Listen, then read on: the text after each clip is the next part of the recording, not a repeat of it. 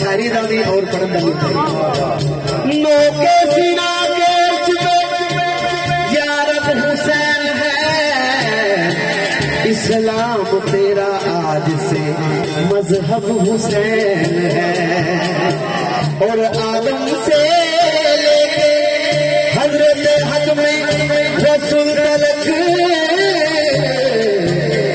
आदम से लेके हजरत हज में रसूल तलक, हर दौर में हुसैन का मतलब हुसैन है। जो भी आगे सही अदा हर पे बह गया, भी आगे सैयद आगे